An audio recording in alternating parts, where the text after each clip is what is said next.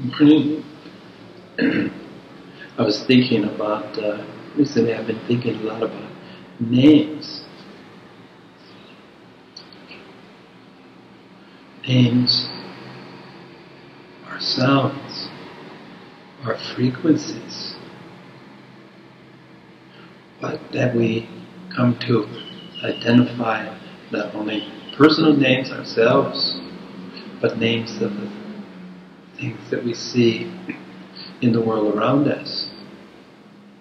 The names almost become the things.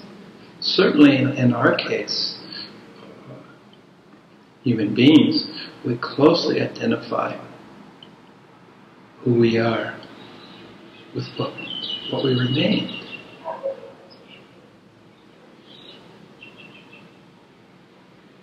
It can become part of it does become part of the egoic sense of identity.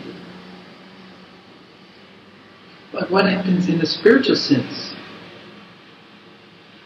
The name is still you.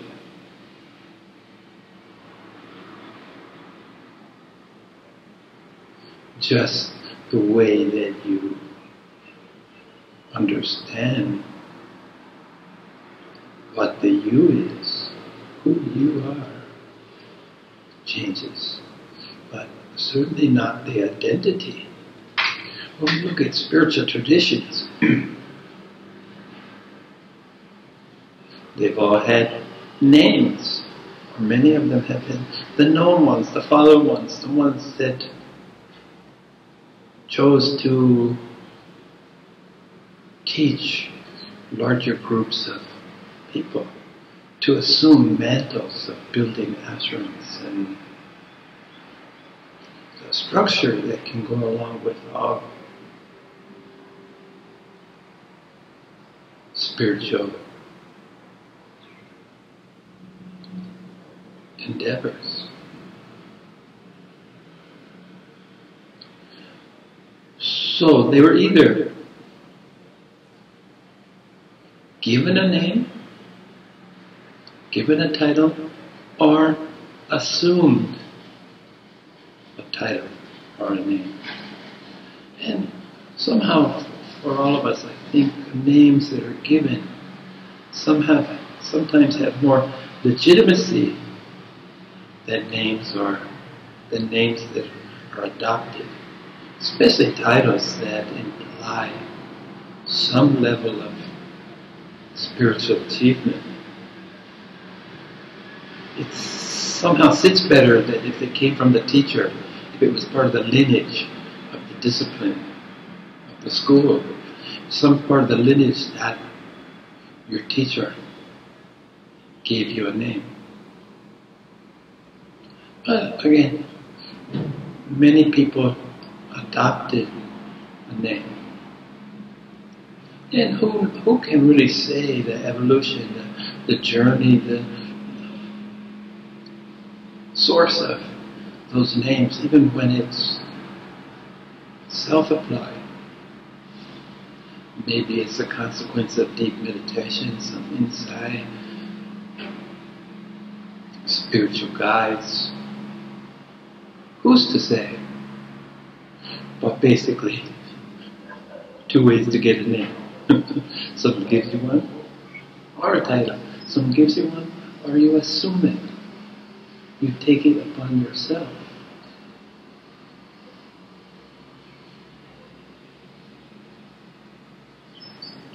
My name, in my Chinese name, the name that I most closely identify, Hai Yang,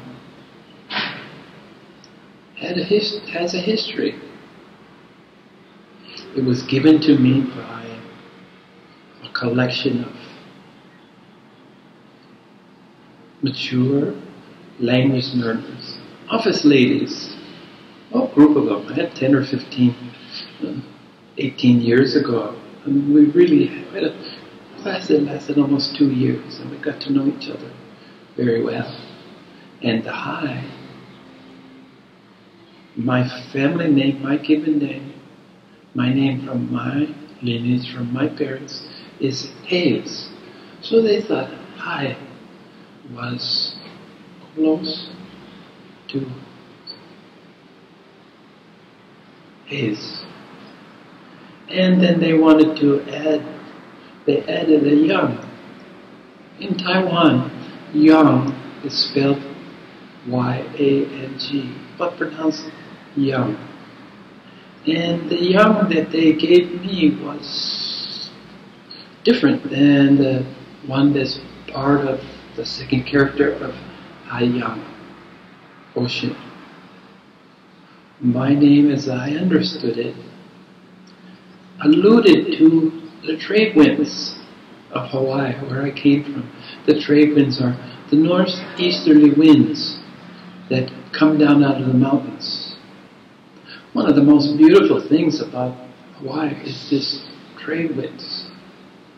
When the wind switches, it comes from the south, it blows back up the ocean. It becomes muggy and not as comfortable. But trade winds are predominant. 80% of the year in Hawaii, winds from the northeast, the trade winds blow. So my understanding of the character Yang for my name is trade winds are gentle breeze over the ocean. That sits really well. And in almost every way, this name is closer to, I've adopted it, it's closer to my identity than my given name, Dennis Michael Hayes.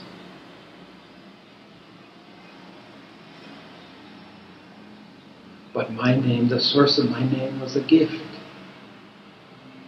And many people that knew me later when I was teaching that lecture at Ayam Daswe, they thought that I adopted my name from my school, Taiwan National Ocean University, Ayam Daswe. But actually, I had the name many years before I had opportunity to work at Ayam Daswe. So names, the residence, the identity, again, the sound, the frequency. My morning airplanes. The sound and the frequency are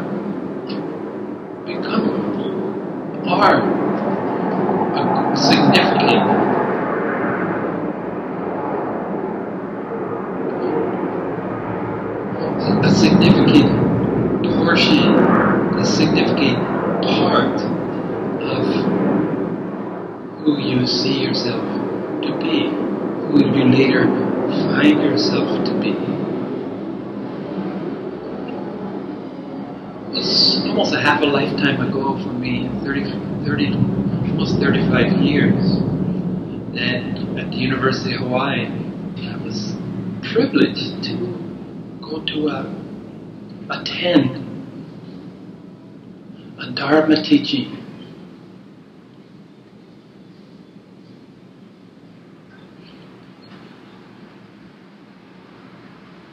Dharma means teachings. The teachings from a very old Korean Zen monk. And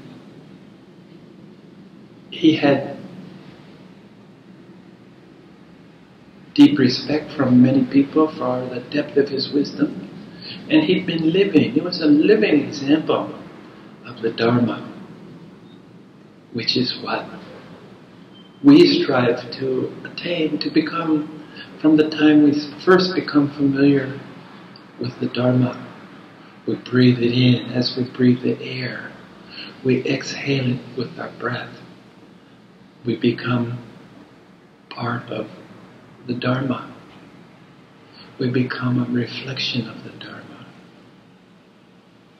We can become a source of sharing the Dharma with others. Not only those within our Sangha, our family, our group, but through means like YouTube, with as many as happen to find us.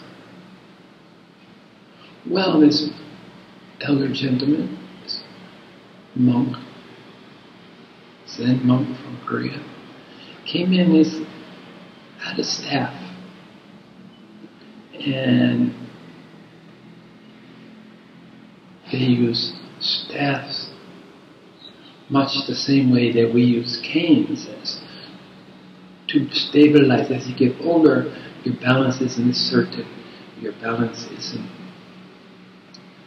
maybe you don't always feel secure. So this is a aid. But it's also more than that. It's symbolic of the whole tradition. The staff. A bowl, a staff, and a robe. And that's the material possessions. So I had this beautiful wooden staff. And he started off by asking us a question.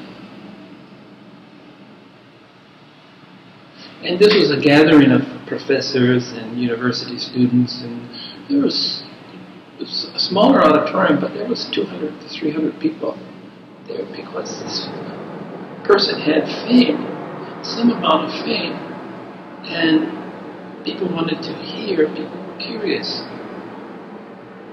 Zen has always resonated with the intellectual class. In the Western world, professors learned about Zen, and they were attracted by its cerebral sense, its sense of examination and contemplation, not the acceptance of a set of beliefs. So, full house. And as I said, he began with a question. And it stuck with me so clearly all these years. Who is I, me, I? And he repeated it.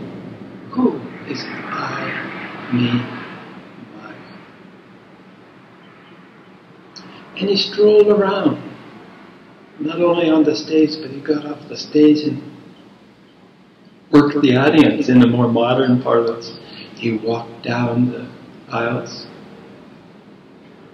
He wanted to share his presence. He wanted to make sure that people could see him up close, that people could experience him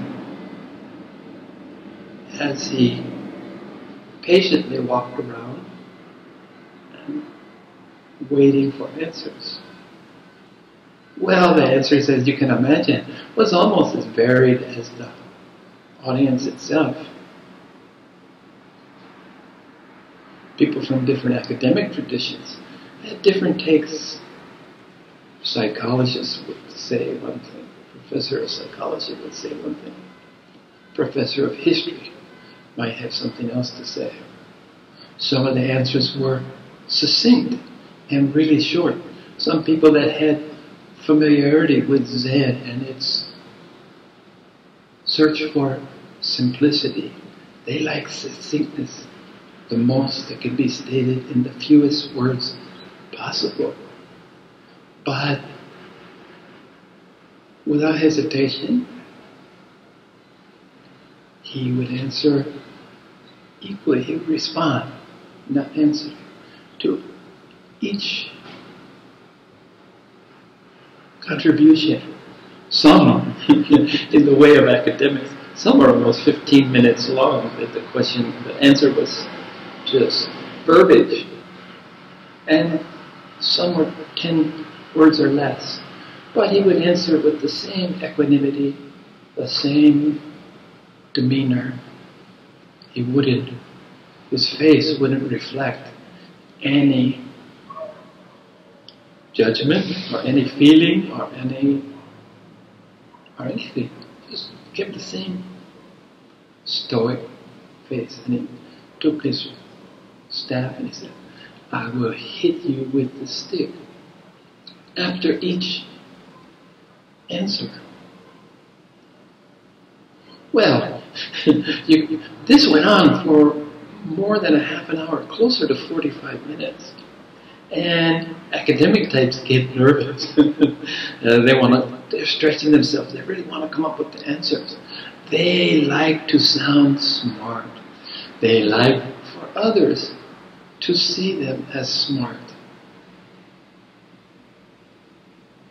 So, and there was a certain element of wanting to please. I've noticed that groups of teachers, from my opportunities to work with groups of teachers will quickly fall back into the old role of students. With all the behaviors that they had as students. You get a group of professors in a room, and you get up in front, and you talk to them, and this transformation, this regression, because this is what we've been trained. This is the kind of thing that we've learned in our tradition of this type of teaching, especially in the academic sense. But now we were supposed to be out of the academic world. Well, most professors can't leave that too far behind. So again, I will hit you with the stick.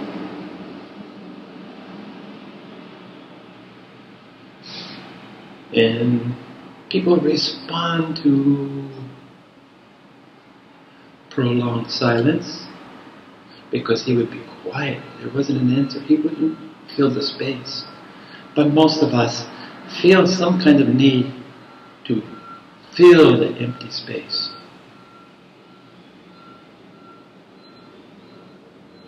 Rather than learning to sit with the silence, to sit with the quiet.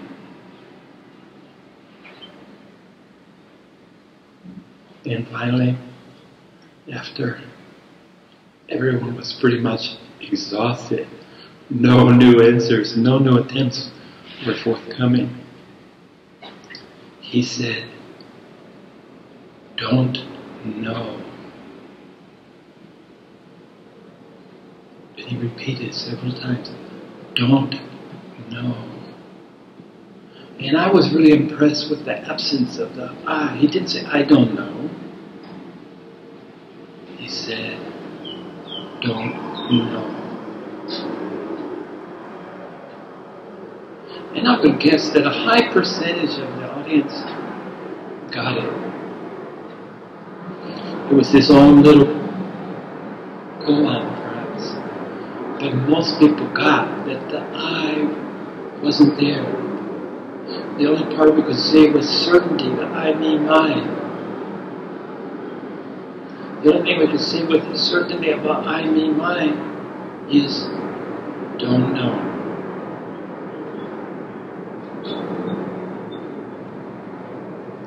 So this stood me in good stead for a lot of my life. It helped me as a teacher and an instructor to say, "I don't know." When a student would ask me a question, I couldn't really deal with it. And in my life experience, I've been fortunate enough to meet, or to be close by, or to be nearby, several, probably more than my share of teachers, spiritual teachers, spiritual people who were pointing the way, people who could share their experiences. And some of it, I sought them out. If I saw a poster or something in university about someone, because university is a great environment for these kind of things. This was University of Hawaii in Manoa Valley. They were a source. There was a source of, we attracted this guy. And we had an added bonus. Who wouldn't want to come give a talk? Who wouldn't want to come share the Dharma in Hawaii? So, sooner or later, everybody, if they had opportunity, would come through. And Hawaii is a very special place. We talk about Aina, that the land's alive. And this is part of the Hawaiian tradition that everything has the life force. Well, needless to say, this is in line with what these teachers have been sharing. And Hawaii is a intrinsic part of who the people were. This respect for the land. It's one of the ways that you could tell a newcomer, because we did have lots of newcomers coming to live in Hawaii. They would come without a really understanding of Aina, the aliveness of the life force in even inanimate objects, or things that were considered a rock. Pohaku in Hawaiian is pohaku. They worshipped, they really respected different rocks because the spiritual energy that they would carry, that they carried. So you had to be sensitive to this. And most of us, most people, especially modern people, have been desensitized to the joys of a simple life. The farmers knew. The people working the land, the people who were walking, now they call it grounding. Yeah, walk barefooted on the unpaved earth. The beach is a great place. Now they're having to tell people, if you're high anxiety, they're grounding. And, you know, the farmers were in the mud up to their knees. Rice farmers in particular. Watercress farmers in Hawaii. So the ancient peoples knew that they could feel the energy, that they knew the land was providing for them. Now, most people are provided by some employer, money. They exchange money for their needs. Not even thinking that what a abstract concept money really is, an artificial construct. Paper money that we have in our hands with numbers on it have no value. It's based on trust, which can be shaken quite easily, by the way. So, simplicity. Significance of names and identity. Being able to understand that most things you encounter are ununderstandable, beyond the range of intellectual inquiry. And you need to address them with another set of tools. Tools aimed at deep inquiry. Then you have to transcend the artificial constructs, the things that you've put together in an attempt to navigate, to understand, to relate to the world in which you think you live. Names is a big, where I started talking about names, is a big part of it.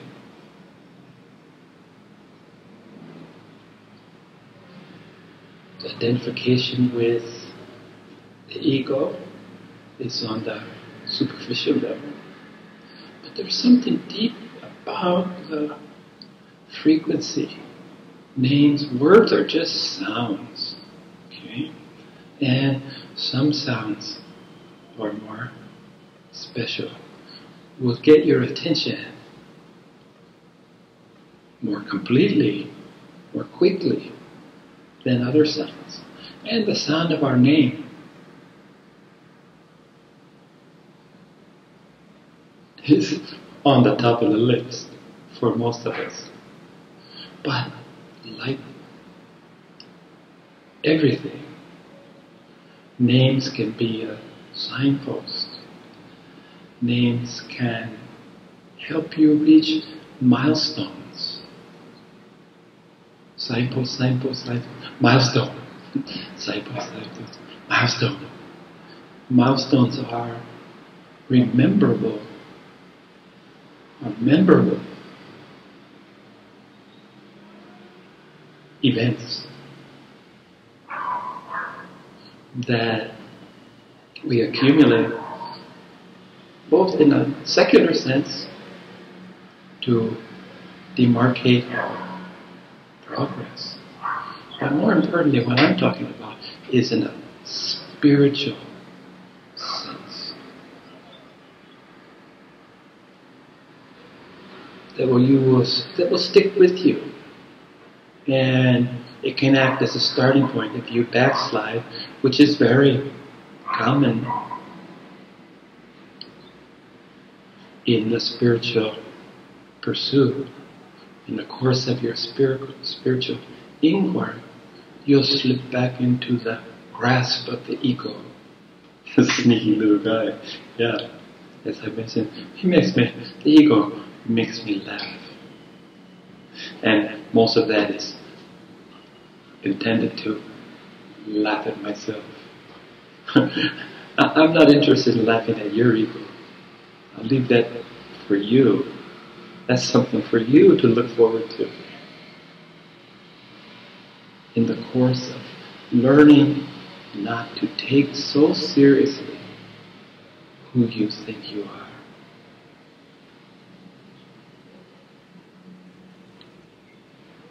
So I look back, I made mine, and probably had a bigger role. That Zen monk's lecture, his sharing, his living the Dharma, made a tremendous, probably bigger impact on me than everything else I'd read. You know, in the monk traditions, some of the monk traditions, they memorize sutras. And sutras can be thousands of words long. And they'll remember them, memorize them, and repeat them, verbalize.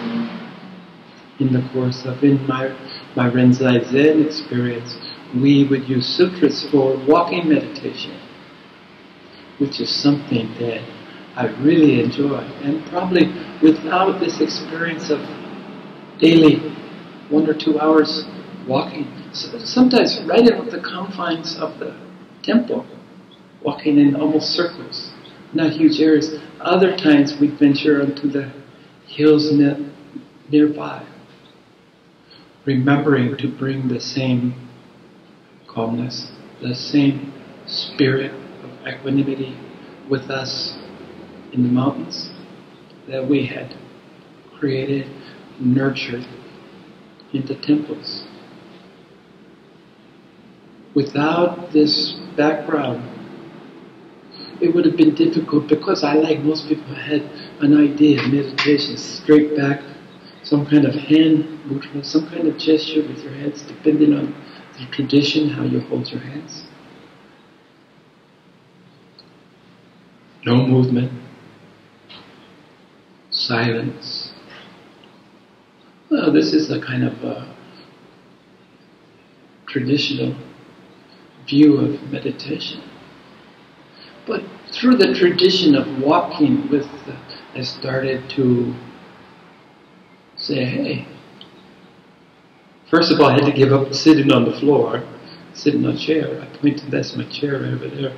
I point to my chair, sitting on my chair because it's just physically difficult for me to sit on the floor. Like I've mentioned before, getting up is the problem. Getting down, getting up, it's not so easy as it used to be. As are most physical things, as you age, they become more difficult. So you need to have options, you need alternatives. And the first, what leads you to these options or these alternatives is that you just notice that that's tough. That's really hard to do. So, do you give up meditation or do you find an alternative? I'm quite happy with sitting in the chair. Now, teachings that I received would still stress the silent environment. So you could really hear the mind, so that you could be mindful and try to begin the process of taming, at least at best, taming. I'm sure people have succeeded in silencing the mind, that that they sit in the void. Well, I'm not so sure. It's certainly not in my experience, as all of you who've listened to me know well by now. But through a process of relegating. But what I want to say here is that early on, alternative walking, my bicycle rides, my daily bicycle rides, about 2 hours a day, I'm listening to music, my meditation music, and believe me, there's hours and tons. Great people have put together really wonderful music, and some of it will resonate with you more than others. And that's how it is, and that's how it should be. So, I listen to music during my meditations. I ride my bike daily for my physical exercise, to enjoy being outside, to get the full benefit of fresh air, ride your bike, breathing deeply, mindful exercise, enhanced by my music.